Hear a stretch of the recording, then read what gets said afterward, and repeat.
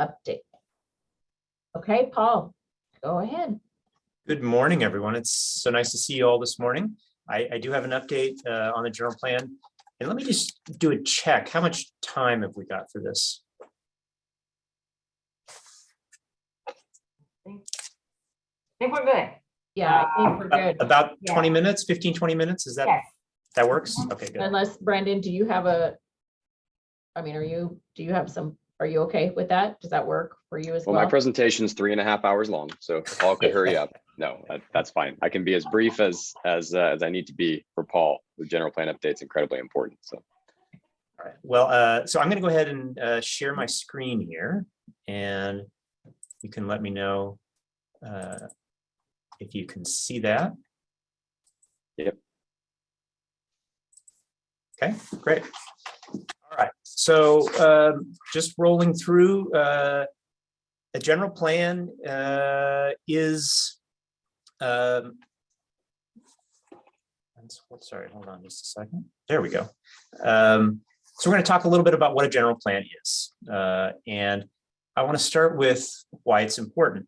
The Livermore that you experience today is the result of decisions in planning, development, conservation that were made about 20 years ago. So typically working on one of these things is a kind of a once in a career endeavor. I was fortunate enough to be involved in the effort in 2002, 2003, that where we had large meetings. I think some of you were probably there at the Shrine Center. We used to do everything in person back in those days, and we had a lot of large community get-togethers, got a lot of feedback, and adopted a plan in 2003. And typically those plans run for about 15 to 20 years, and we're getting pretty close to that 20-year mark. So it is time to update the plan. And it is important because the policies that you set in place guide the growth and development of your city over an extended period of time. You know, the homes, parks, streets, shops, landscaping, those are all influenced by the general plan. And so we're looking here at a general plan update that's going to take us through 2045. So the general plan, as I mentioned, is fundamental to the land use and development of the city. It talks about how the city can grow in a balanced way while also conserving and protecting resources like our air, water, and open spaces. The general plan establishes the community's vision for the city, how it will look and feel. It sets out the policies and regulations so they can be fairly and consistently applied. And so if you look here, we have the city of Livermore. The general plan covers the city limits of Livermore, and that's the boundary that the city has jurisdiction over. It also covers the land within the city's sphere of influence, which in some cases is outside the edges of the city. In this case, we're not planning to change anything outside of our urban growth boundary, but we do look at these areas as part of the general plan update where the sphere extends beyond the city limits. So the required elements of the general plan are shown there on the left side of the screen. The state requires that you have certain elements incorporated into your general plan. And we'll talk more about the housing element in just a little bit. You're also able to customize the general plan and add elements that are important to your community. And so we see those over there on the right. We've got community character, infrastructure, economic development, and climate change. And so those are all things that the city has identified that are important to Livermore. And it's certainly possible through this update that we could add additional custom elements. And we'll be exploring that with the community and with direction from the council as we move forward through this process. As I mentioned, the housing element is a special element. It's required by state law to be updated every 8 years based on regional housing growth projections. So, and we'll talk a little bit more about that in upcoming slides. So the city's going through a process looking at certain general plan components as part of our update process. Those are shown here on the screen. We've completed just about done with a visioning statement and guiding principles.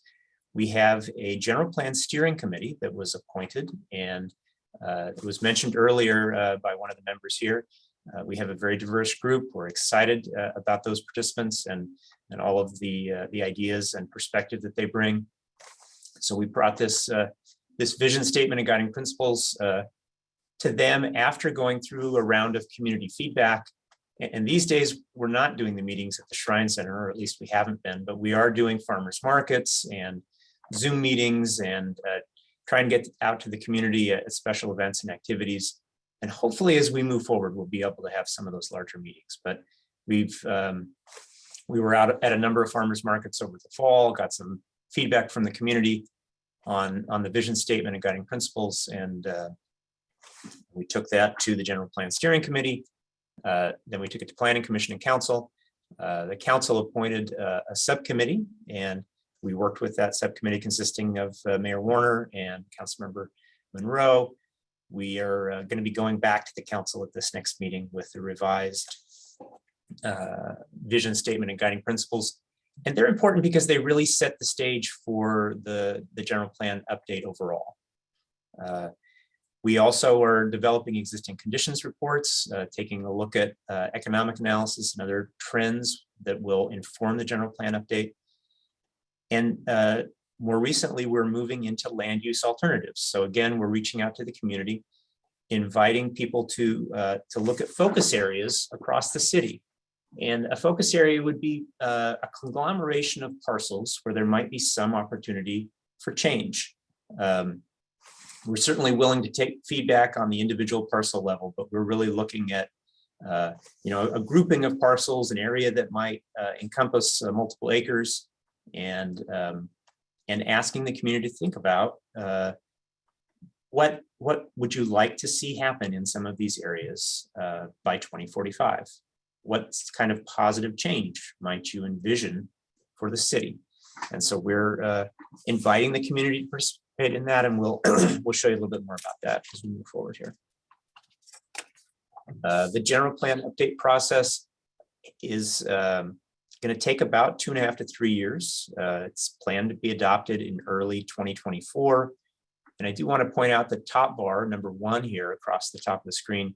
We'll be doing community engagement and general plan advisory committee facilitation throughout the process. So, and we'll talk a little bit more about ways for you all to get involved, but we will be looking for feedback as we go through all of these steps. And as I mentioned, we're in the land use alternative stage right now. So we talked a little bit about opportunities for engagement.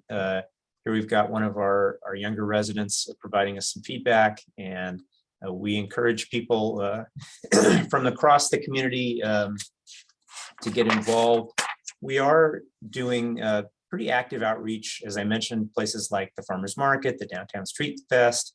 And if you have a committee or a commission you'd like us to come to, a group or organization where you think it would be helpful for us to get out the word, we'd be happy to come to those as well. Here's just another example of us this last fall at the Farmers Market asking about people's vision for the future. And in this case, they were able to fill out stickies and put them on a map. We had an online survey form as well. And they could also fill out a longer form if they had specific ideas.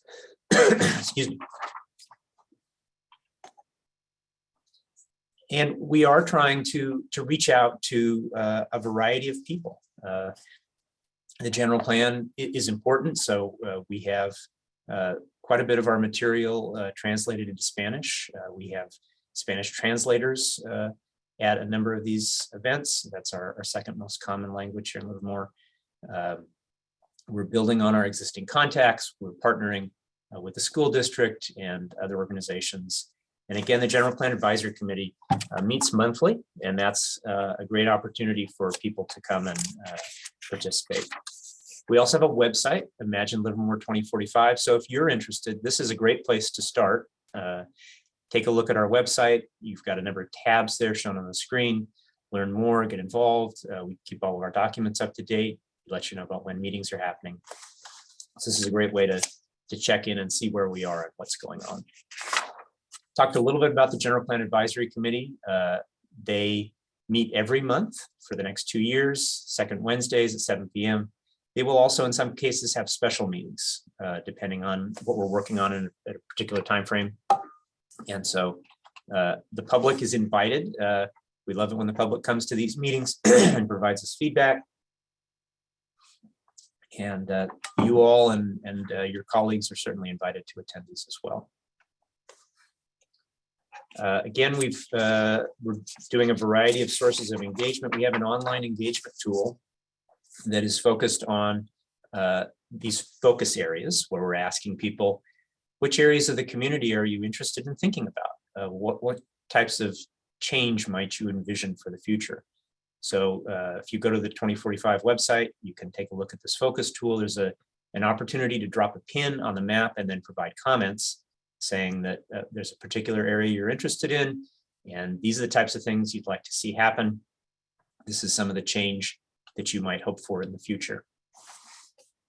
And we'll be utilizing the feedback from the community, from the General Plan Advisory Committee, to fine tune and develop some alternatives. We'll ultimately be looking at 3 alternatives that we'll develop and bring to the council, and then they'll provide direction on a final alternative that we'll hone down and that will become the updated general plan. The other thing I wanted to talk just a little bit about is the regional housing needs allocation. So I mentioned that the housing element has to be updated every 8 years. Through this regional housing needs allocation process, the state allocates units to the Greater Bay Area, and then ABAG, the Association of Bay Area Governments, assigns those units to individual communities. And we then, as the city of Livermore, we've received an allocation. I'll show you that in just a moment. We have to plan for that number of housing units as part of our housing element and as part of our general plan. It's not a mandate to construct those housing units or homes, but we do need to plan and zone for them. So here you can see that the Association of Bay Area Governments had an allocation of 441,000 units from the state for this upcoming 8-year cycle. And the city of Livermore received 4,570 units. And that is a lot, and it's a lot more than the last cycle. You can see down at the bottom of the screen there, the 5th cycle had 2,729. So we've increased pretty substantially. And here you can see that the ABAG region as a whole, the Bay Area, increased by 135%. Livermore increased by 67%. So some communities increased by more, some by a little less. For us, it certainly feels like a big jump. And so we need to plan for these units as part of our general plan update and our housing element update. The general plan also looks across 20 years.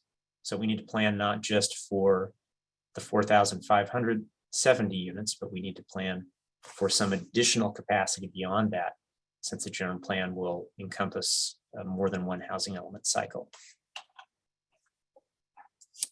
And it's not just a number of units, but the state and in the Bay Area breaks those down into affordability levels. So we have very low, moderate, and above moderate units that we need to plan for across the community. And as we look across the community, ideally you would have a jobs housing balance in your community where people were able to live and work in the same community.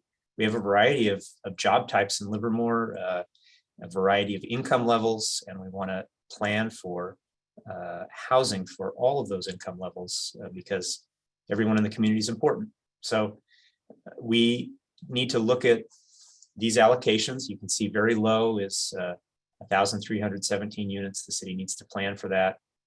Generally, the state says that those densities need to be a little higher for the lower income units to be eligible to be counted by the state. So we have to plan for a range of densities as we do this planning work as well.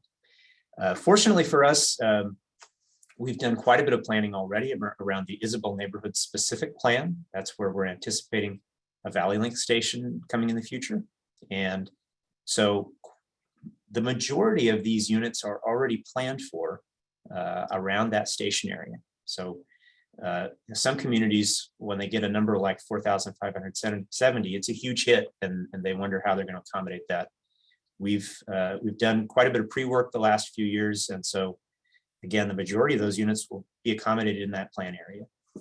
We will, as we talk with the community over the next couple of years, need to plan for some additional units because, as I mentioned, the housing element cycles happen every 8 years, and we'll have a couple of cycles throughout this general plan life cycle itself. So I guess the other thing I should mention is the 4,570 don't necessarily all get built in that 8-year period. Some portion of them will, some portion of them will carry over, but we will need to have a surplus beyond that to plan for the life cycle of the general plan.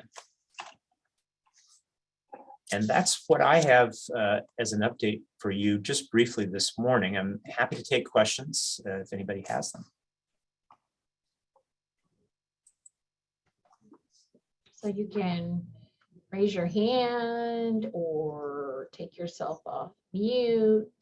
If I could just make a statement. So this isn't really a question, but it's a statement. And this is really straightforward, this process, and Paul, great presentation.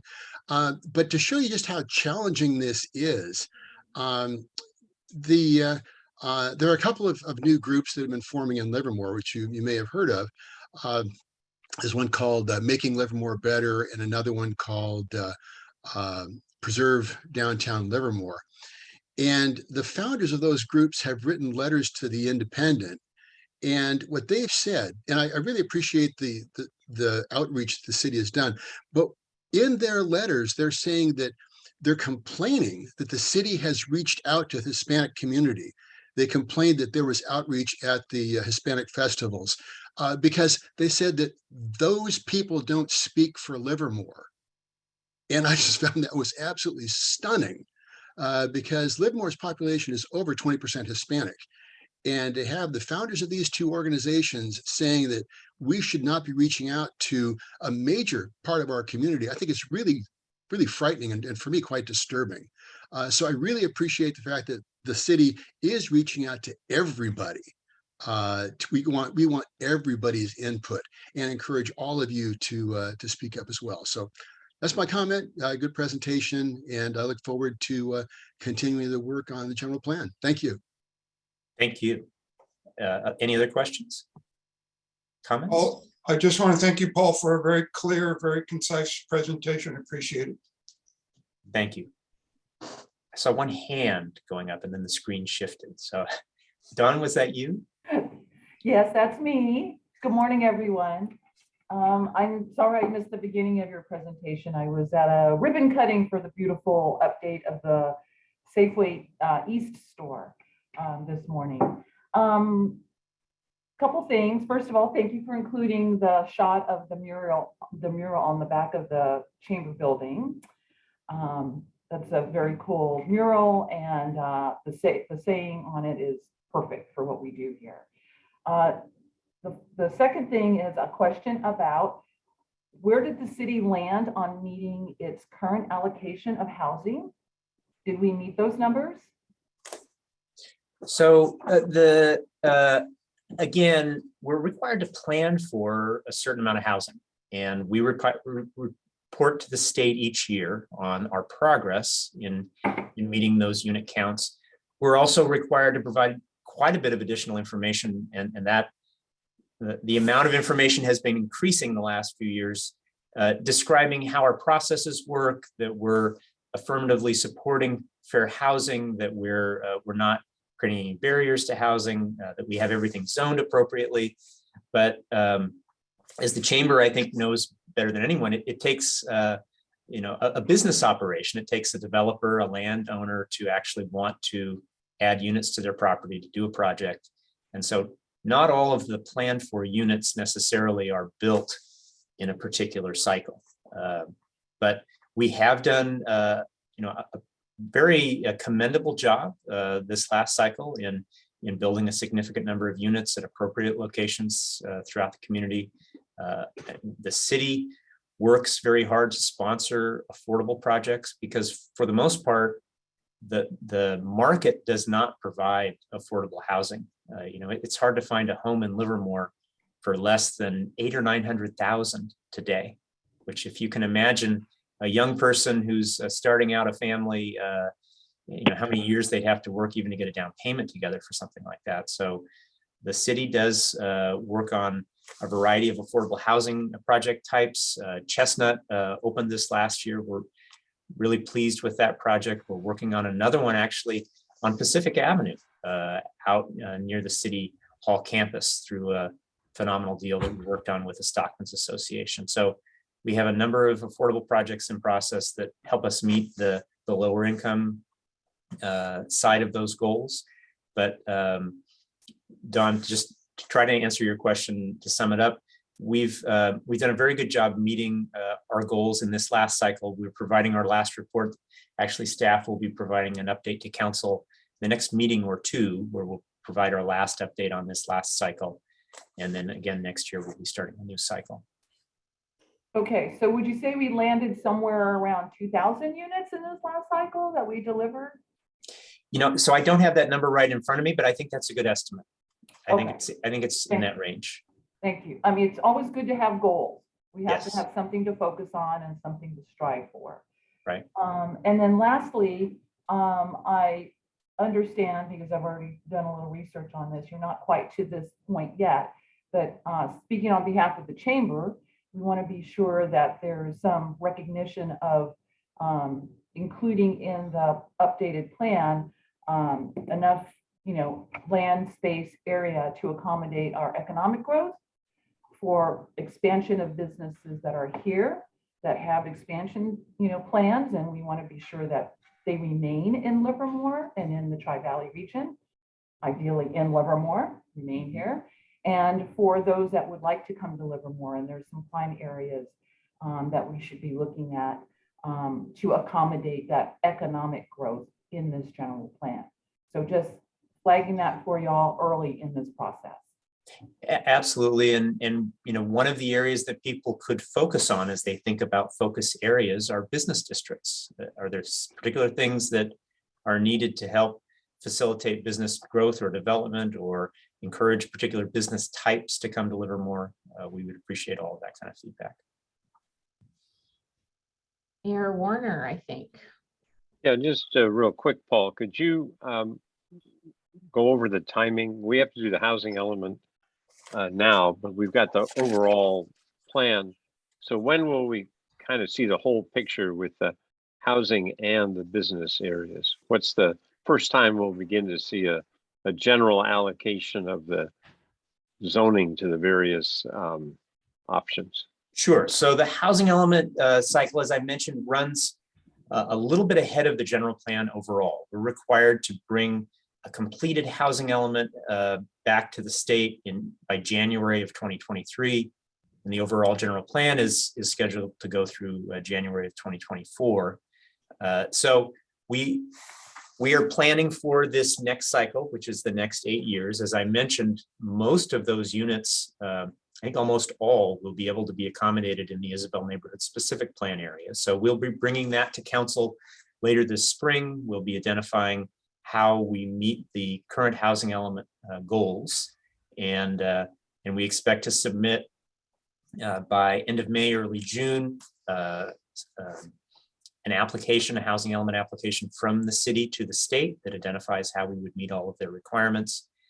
And then we've got a little broader time, I would say over the next 6 to 9 months, to do that land use planning more broadly. We can think more broadly about focus areas that extend beyond housing, as Don mentioned, into business or industry groups, or other parks or playfields or other things that the community might want to focus on.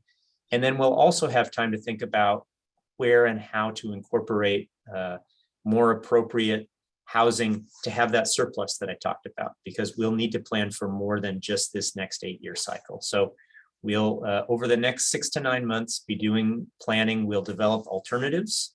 We'll have community comments on all of those alternatives, and we'll bring those to council towards the end of this year. There are a number of other areas within the general plan that we'll be focused on, policies and things like environmental issues, climate change, other things will be incorporated into the general plan, and we'll be working on those over the next year and a half or so as well. Ultimately, again, we're looking for an adopted general plan in early 2024. Mr. Mayor, does that answer your questions? Sure. I just wanted to point out that even though the housing element for this cycle has to be done now, that doesn't mean we're not thinking about the whole. And I think the key is that to meet, as you just said, to meet this cycle's housing element, we don't really have to change much of anything because we can accommodate it. And then we have the time to take and do a good job of refreshing the whole general plan. So I just want to make sure people don't get too nervous about the fact that we have to do this cycle's housing element now. Well said, thank you. So Charles, did you have a question? Push your hand up. No, okay, all right. I just wanted to check on that. I I think see Michael. Michael. Yep, Michael. Hi, good morning. My question revolves around the idea of infrastructure. So let's say we're going to be putting in more housing and things. Is there any plan in the general plan to put in things like charging stations for electric cars, potentially new schools, maybe some new parks to keep the park aspect involved? And do you have any plans for the Hageman Ranch location? I'm curious about that. So no plans for Hageman Ranch to change anything. That's a historic site here in Livermore, and certainly the city has supported keeping that as an important part of our early history. We do plan for infrastructure, so that's part of that comprehensive look that we take. Great question. We take a look at if there's a particular focus area and we're interested in doing something, making a change. What's the infrastructure that's necessary?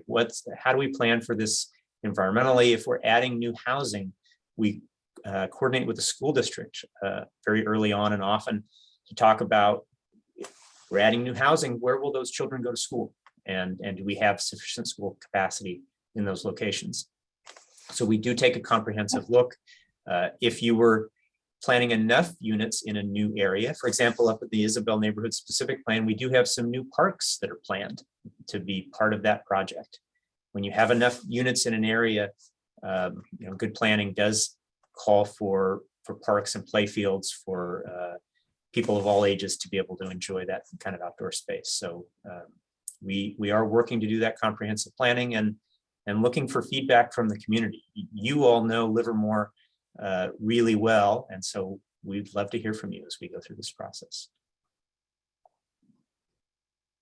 So I don't, Paul, is there something you could put in the chat, as far as a link or something like that? I guess the other part is I think it's great you're going out to community events, but for folks that may not be quite ready to go out to, in-person events, just the website, or just so that everyone can be involved with that. Absolutely. I'll put in the the chat. Livermore 2045 website in the chat. And then, the general plan steering committee meetings at this point are all virtual. So those would be a great one to go to.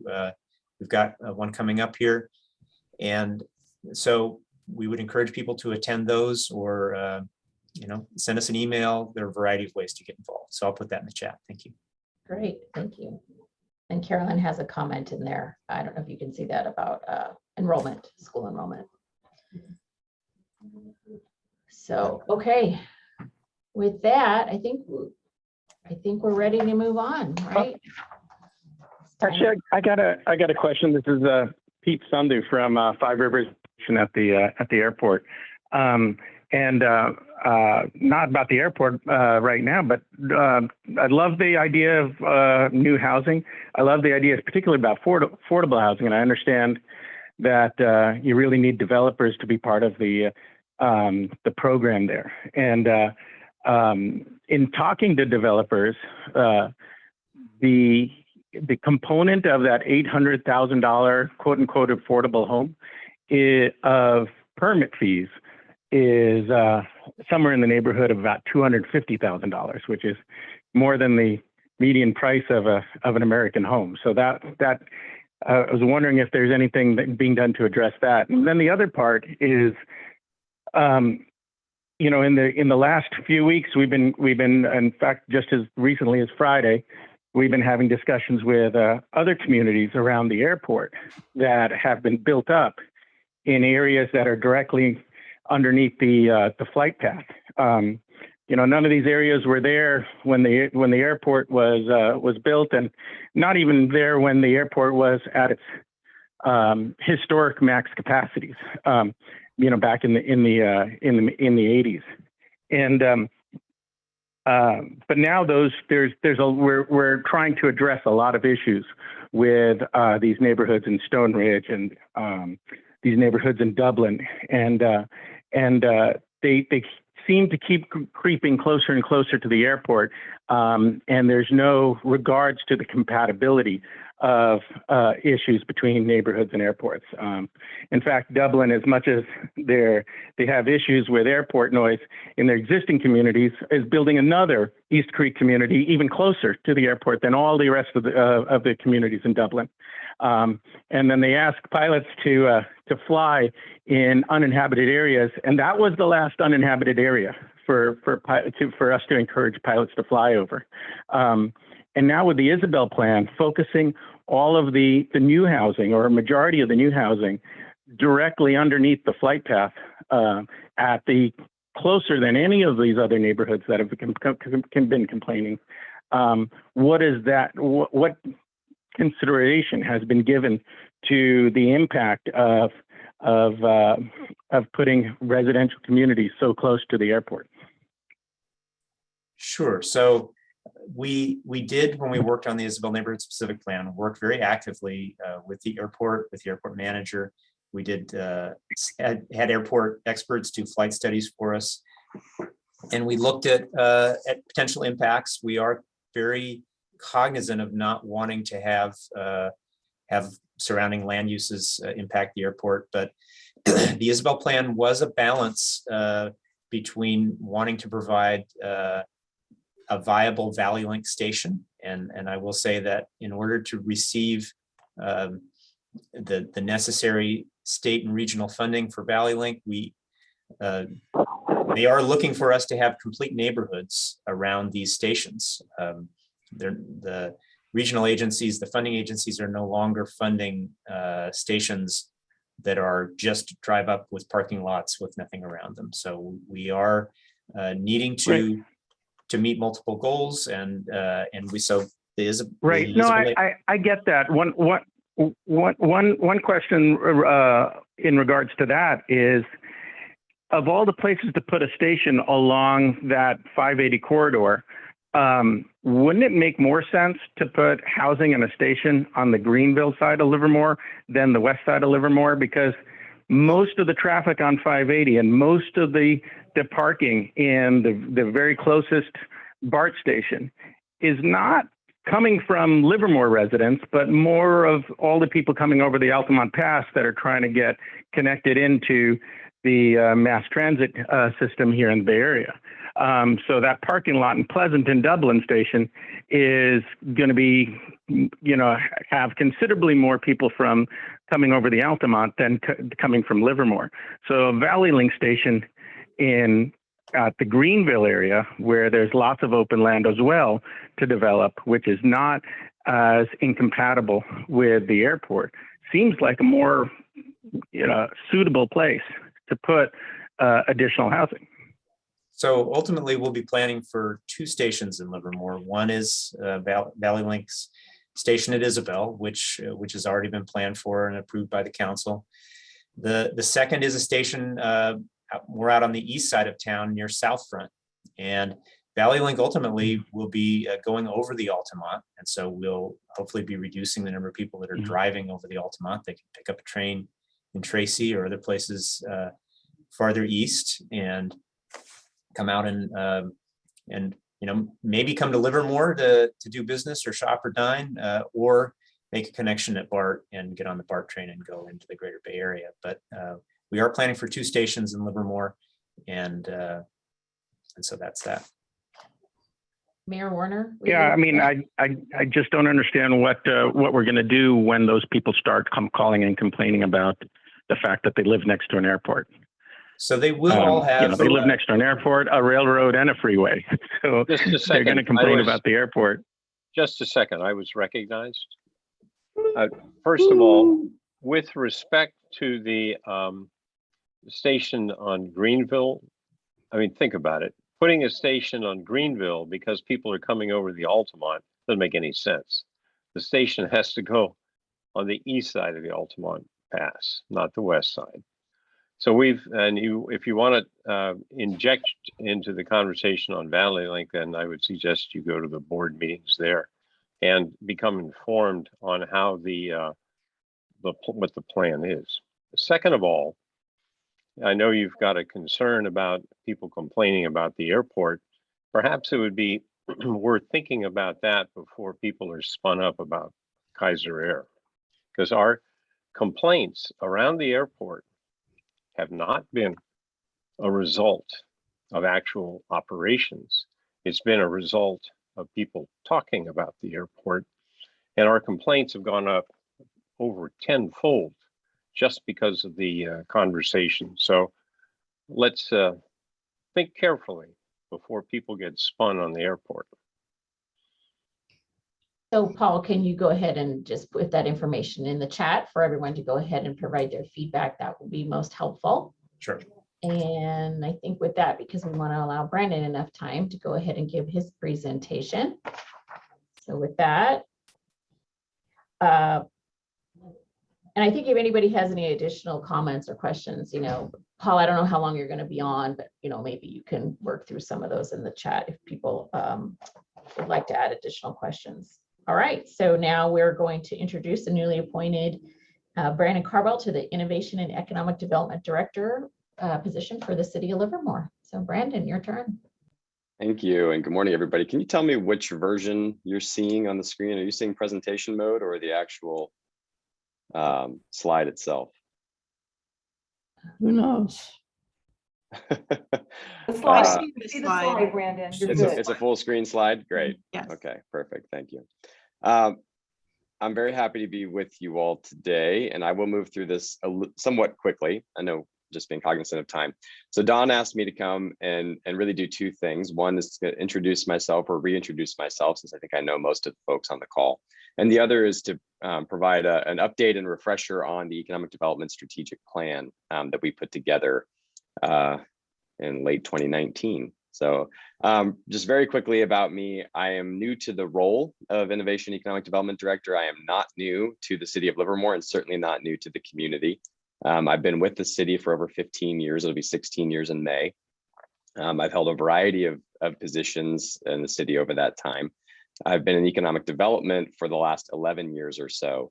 I made the move over in January of 2011 from Public Works previously. I grew up in Livermore, and as did my wife, and even my in-laws grew up here. So we've been in this community for a long time. I like to say my kids are now third generation Livermore. It makes me feel very important when I get to say that. So I live with my wife and my two boys on the east side of town, and we love it here. It's a wonderful place to raise a family, as I know all of you know, and so we're here for the long haul. I think we're going to be working together for the foreseeable future, which I'm really excited about.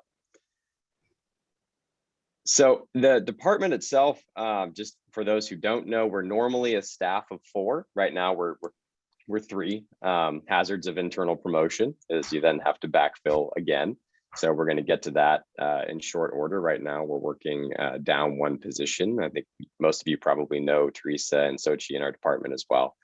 Our work, really this is sort of my view of what economic development does. And there are lots of different variations on these themes, but we focus mostly on relationships, meaning maintaining strong partnerships with our community partners like the Chamber and other groups, so that we can collaborate on achieving mutual goals. And those goals can change over time, but the fact that we want to, as I like to say, we have to dig the well before we're thirsty. So that means maintaining really positive relationships with all of our community stakeholders to make sure that we've got good information and can make good decisions.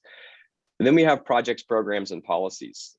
So things like working with Paul's shop on the economic development element of the general plan. There's a lot of cross-pollination between our office and Paul's office. Paul and I speak regularly, work with his staff on all kinds of different projects like the Isabel neighborhood.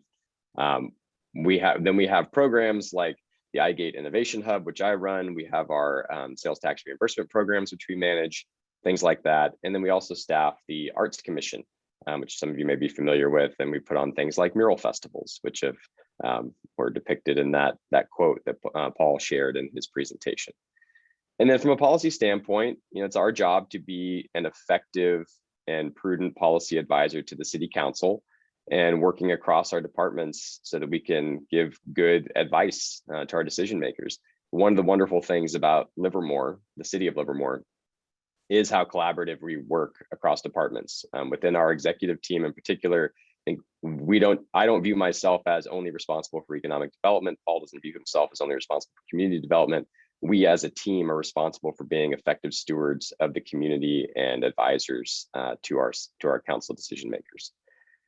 Mind share here is just a fancy way of saying, how often are people thinking about our community and what are they thinking about our community?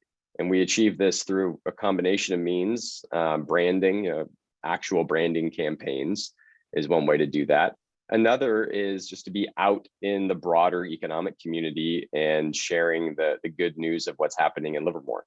So that kind of evangelist role of pitching and selling our community and what's unique about that opportunity is part of our role. And then market intelligence is really just understanding what actually moves the needle when it comes to decision making amongst the types of businesses, events, initiatives, things like that we want to see more of here.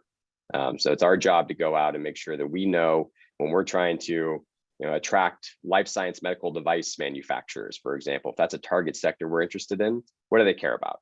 And that sort of thing.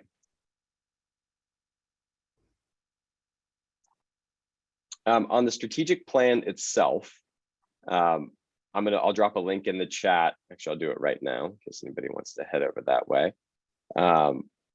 You can visit our website. I just put that in there.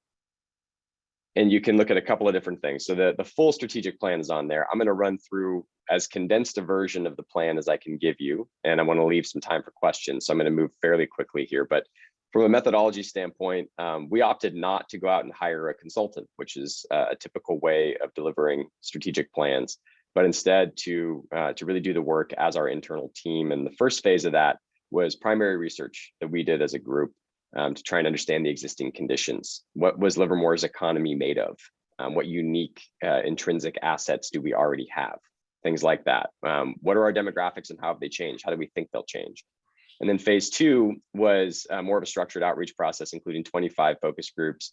The chamber was heavily involved in that, as were individual chamber members. And then we had an online survey kind of going direct to consumer with Livermore residents and even those who might want to be Livermore residents to tell us essentially what they loved about being here, what they thought we needed to improve, what they were most excited about, things like that. We collected lots of demographic info that told us that we were getting a good cross-section of the community. And you can view all of that in the actual report. It's a 2020 to 2025 planning horizon for this plan.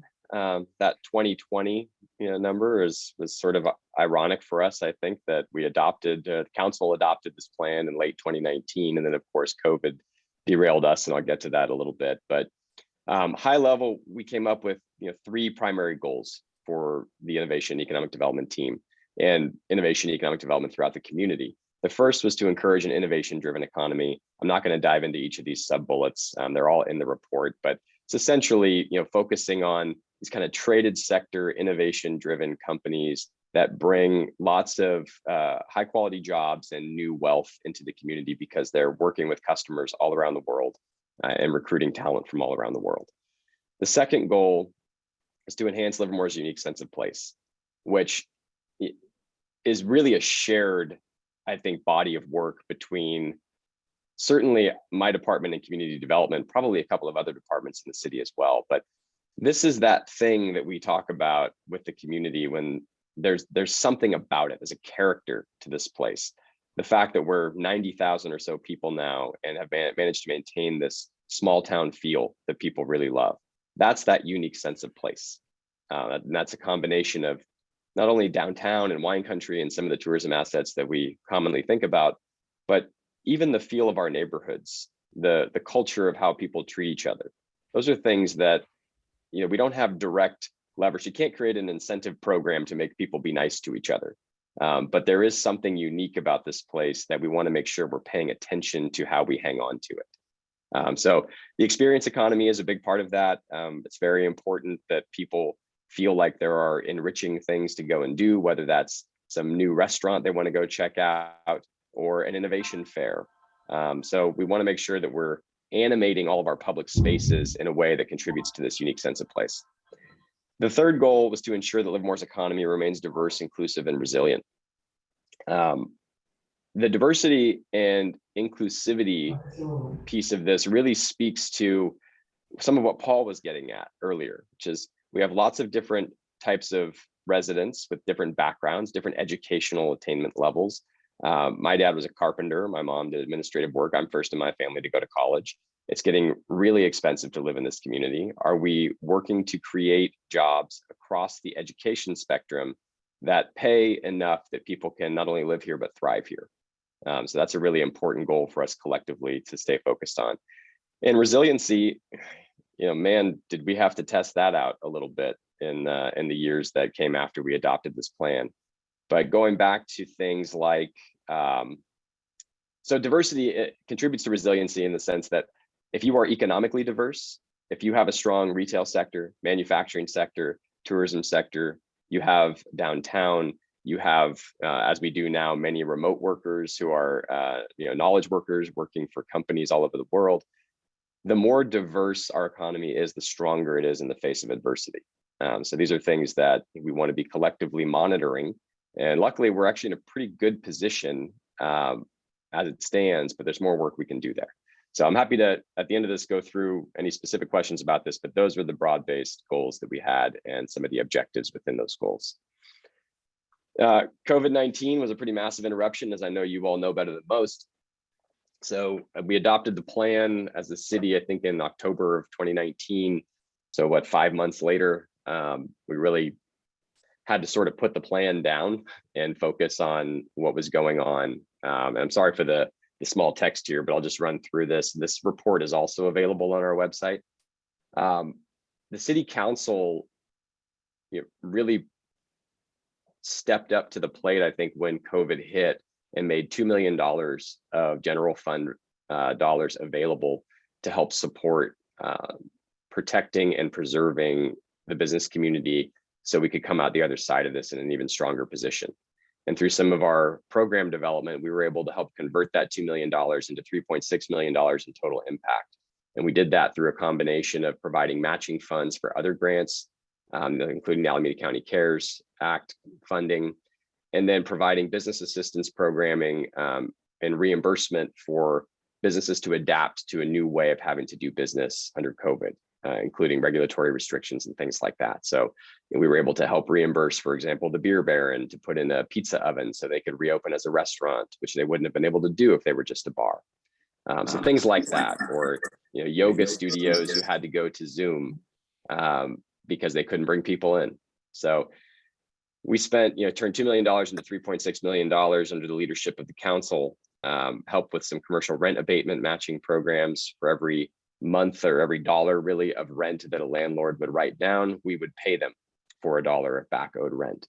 So we really tried to focus our funding and our assistance on not just writing small checks to everybody, but helping people to see how they could get through to the other side of this, which I think we're all hoping is where we are now.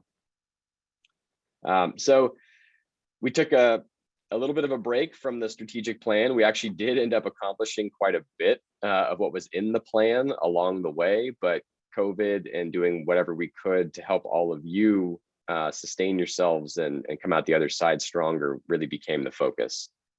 There was a part of the strategic plan, which is at the end, if you decide to go and read it, it's called Our View to the Future. These are things that felt like they were going to take some more work, but they were really interesting for us to contemplate.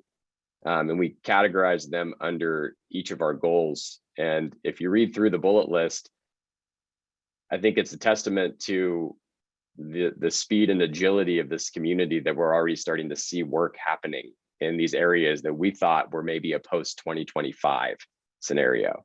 So transit-oriented development at South Front, which I think is going to be contemplated as part of the general plan. Last mile connections to and from Valley Link, master plan for the Greenville Road corridor as a gateway to wine country. Sustain and enhance Livermore wine country. We already have the Wine Heritage District, which has recently been adopted by council. There's an agritourism leadership group that's coming together to advocate strongly for wine country.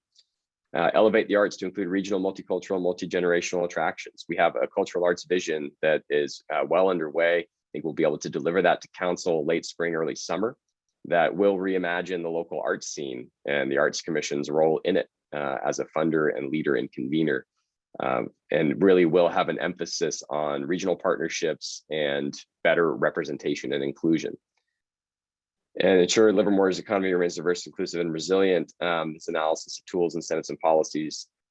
We're doing that internally with the city as part of our modernization goal from the city council, making sure that we are staying on the leading edge of what effective cities are doing to serve their communities. And then certainly looking as part of the general plan update and separately at how we can make sure we are striking that balance between what our commercial, industrial, and other economic real estate needs are, along with how we build the housing that we need to, because we have a legal and moral obligation to do so. So I think we're really making a lot of significant progress here. I'm excited about what's still to come. So I'll stop there. I think we have maybe a few minutes for questions, Dawn, and I'll unshare the screen, but can pop it back up if there's something anybody wants to talk about specifically. Questions for Brandon?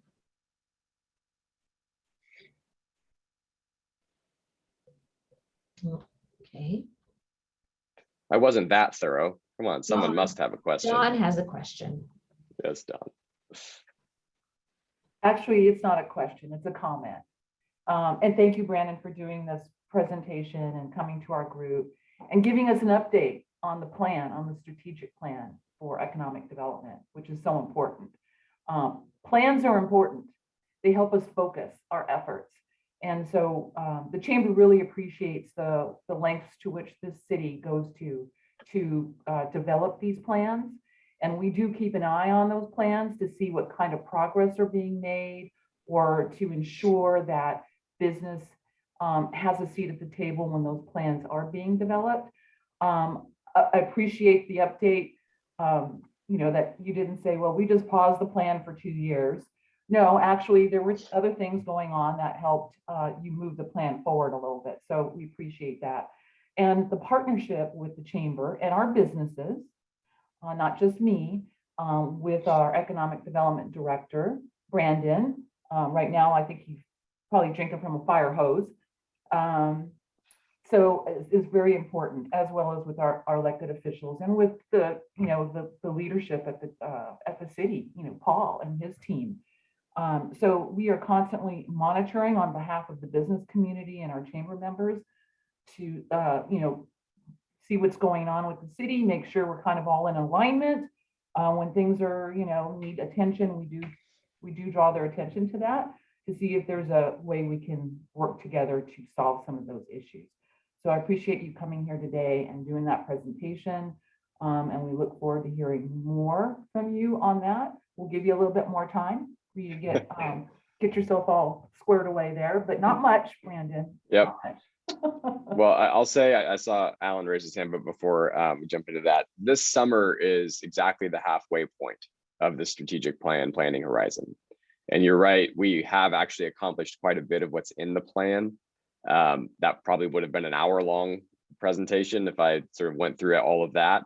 We're going to be doing at least an internal update, looking at the plan this summer and saying, where are we against our objectives here? What do we think maybe doesn't make sense anymore within this planning horizon, or where have we seen that we're getting the most traction on some of these, and really refocusing to make sure that we have a strong set of priorities. So Don, I would love to have your input as part of that process when we do our internal look at that and say, what does the last 2.5 years of this planning horizon really need to look like? What has to get done?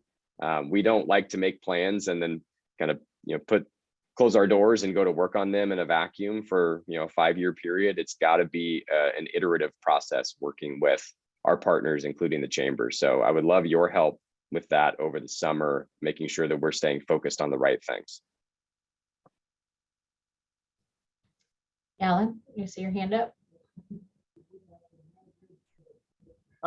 Yes, in the old general plan 20 some years ago, there was a colorful picture that talked about an arts district in the downtown. And so far, the general plan committee has not been encouraged to think about the downtown specific plan, but it certainly touches on the kinds of things you've been talking about. And I just wondered if you had any observations about the viability of that previous concept in terms of a downtown arts district. I would have to go back and review how that was defined. I certainly think that downtown has become an entertainment destination, which includes a strong cultural arts component. I'd want to review how that was scoped in the previous general plan before I could say what I thought the viability was or how much progress we'd made toward that. I don't know, Paul, do you off the top of your head know what that referenced? Well, so it contemplated an arts district that involved multiple forms of art. And if you look at the downtown and the planning that we're doing, we have the Bankhead Theater, obviously. We've got a number of sculptural pieces of art that you can see in the downtown. We've got the Bothwell, which is just outside the downtown, which provides an opportunity for creative arts. And we've got a black box theater, which is going to be coming. And I don't know if art is quite science, but I think it can be. And so we've got Quest that's coming as well. And so we really have, I think, a downtown district that has a bit of something for everyone. And so, and you talked about the opportunity to look more broadly. We haven't gotten there yet with the general plan update conversation, but we will be asking questions like that as we roll through all of the policies. What do we think about the arts programs and where do we want to move going forward? Have we achieved what we want to? Do we have more to do? Do we need to adjust? So there will be time to gather all that feedback as well.